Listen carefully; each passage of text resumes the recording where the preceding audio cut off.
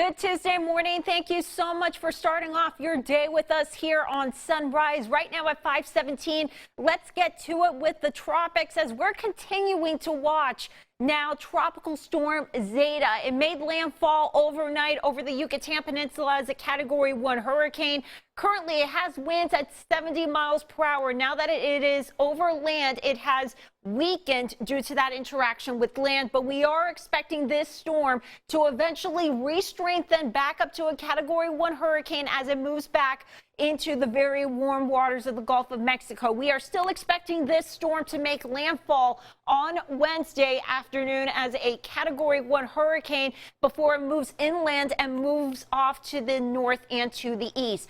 As of right now, it looks like the center of the storm is going to stay out to our east, which is good news. That's going to keep us on the weaker side of this system and keep the tornado threat to our south and to our east. But of course, something that Keith, Trevor, and I will continue to watch very closely over the next 24 to 72 hours. The storm is going to eventually move back out into the Atlantic, and then it will be out of our hairs just in time for the weekend. But here's the breakdown of what we're expecting. So the wind fields of this storm, our friends over in Louisiana, this is the last thing they need. Unfortunately, they're going to be getting slammed with hurricane force winds and storm surge. And then as the storm moves inland, we could be getting gusts at times at 30 upwards to 40 miles per hour. But our friends over in Alabama, they're probably going to get the worst of this as they're going to be on the eastern, more active side of this storm as this storm will continue to move off to the north and to the east. For us here, we could get some gusty winds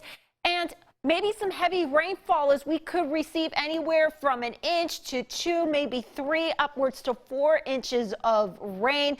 So again, the main breakdown is the center of the storm is most likely going to stay along the I-20-59 corridor, which means the tornado threat is going to stay off to our south and to our east. Again, we could be getting some heavy rain and some gusty winds between now and into our Thursday, so do keep that in mind. This